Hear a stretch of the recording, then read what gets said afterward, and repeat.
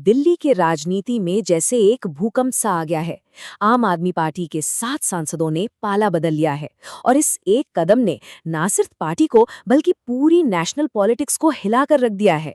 तो आखिर इसके पीछे की पूरी कहानी है क्या? मैं उनके गुनाहों में शामिल नहीं होना चाहता था। सोचिए, ये तीखे शब्द हैं राघव चड्ढा के, वही राघव चड्ढा जो इस पूरी बगावत के, इस पूरे तूफान के सेंटर में है। और इन्हीं शब्दों से शुरू होती है एक कहानी विश्वासघात की और राजनीतिक महत्वाकांक्षा की। और ये है वो खबर जिसने सच कहूं तो सब कुछ हिला कर रख दिया। संसद का ऊपरी सदन यानी राज्यसभा, वहां आपके 10 में से 7 सांसदों ने पाला बदल लिया और बीजेपी में शामिल हो गए। अब देखिए, एक पार्टी जो हमेशा कहती थी कि हम एक चट्टान की तरह एकजुट हैं, उसमें ये सिर्फ एक दरार नहीं है, ये तो एक खुली टूट है। तो सवाल उठता है कि इस पूरे पॉलिटिकल स्टॉर्म के पीछे चेहरा कौन है, किसने ये सब शुरू किया? और इसे समझने के लिए हमें राघव चड्ढा की कहानी में थोड़ा और गहरा उतरना होगा। राघव चड्ढा, देखिए, कोई ऐसे वैसे नेता नहीं थे। अरे वो तो आपके पोस्टर बॉय थे, पार्टी के चमकते सितारे, पार्टी के फाउंडर मेंबर्स में से एक, पेशे से सीए, मतलब दिमाग और वफादारी दोनों का कॉम्बिनेशन। और फिर 33 साल की उम्र में राज्यसभा के सबसे युवा एमपी बन गए। मतलब सोचिए, एकदम पॉलिटिकल वंडर किड थे वो। लेकिन कहते हैं ना, जितनी तेजी से कोई ऊपर जाता है उतनी ही तेजी से नीचे भी आ सकता है। और राघव के केस में तो ये बिल्कुल सच साबित हुआ। जरा इस टाइमलाइन को देखिए। 2022 में जश्न का माहौल है, राज्यसभा पहुंच गए। और फिर आता है अप्रैल 2026। पहले तो उन्हें डेप्टी लीडर के पद से हटा दिया जाता है और उसके ठीक सिर्फ 3 हफ्ते बाद बूम, वो पार्टी ही छोड़ देते हैं। ये जो इतनी तेजी से सब कुछ हुआ ना, यही वो चाबी है जिससे इस पूरी बगावत का ताला खुलता है। लेकिन बात सिर्फ राघव चड्ढा की नहीं है।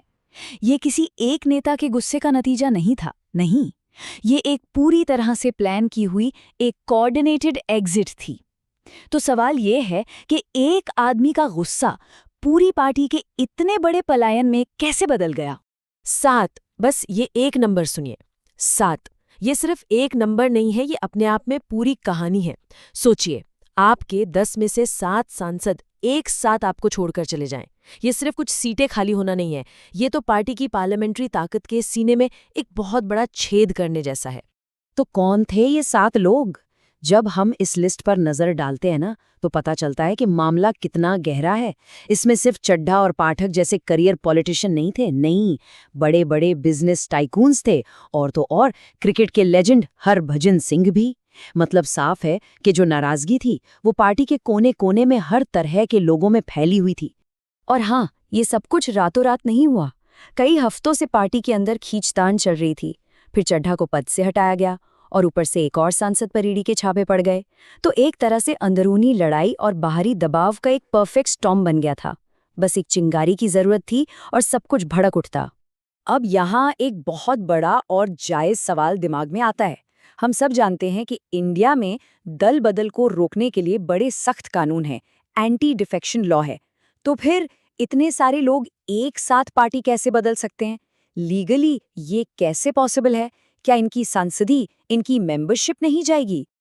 और मजे की बात यह है कि इसका जवाब उसी कानून में छिपा है जो इससे रोकने के लिए बनाया गया था। जी हाँ, एंटी डिफेक्शन लॉ में ही। इस कानून को बनाया तो इसलिए गया था कि राजनीतिक अस्थिरता रुके, कोई भी जब चाहे पार्टी न बदल ले। लेकिन जैसा कि हम आगे देखेंगे, इसी कानून में एक बहुत बड़ा लूप होल है, एक कानूनी रास्ता जो ऐसे बड़े दल बदल को मुमकिन बना देता है। अगर बिल्कुल आसान भाषा में समझें तो ये कानून क्या कहता है? ये कहता है कि अगर कोई भी एमपी या एमएलए अपनी पार्टी छोड़ दे या पार्टी के फैसले के खिलाफ जाके वोट करे तो उसकी मेंबरशिप चली जाएगी, वो डिस्क्वालीफाई हो जाएगा। सीधा सा मकसद था, पॉलिटिकल स्टेबिलिटी लाना। और यहीं से शुरू होता है सारा नंबर गेम, सारा खेल गणित का है। देखिए, आपके राज्यसभा में कितने सांसद थे? 10। कानून में एक पेज है, वो ये कहता है कि अगर कम से कम 2/3 यानी 2/3 सदस्य एक साथ मिलकर पार्टी छोड़ें तो उसे दल बदल नहीं माना जाएगा, उसे कानूनी मर्जर या विलय कहा जाएगा। अब 10 का 2/3 कितना हुआ? 6.67। तो 7 सांसद चाहिए थे और ये 7 थे।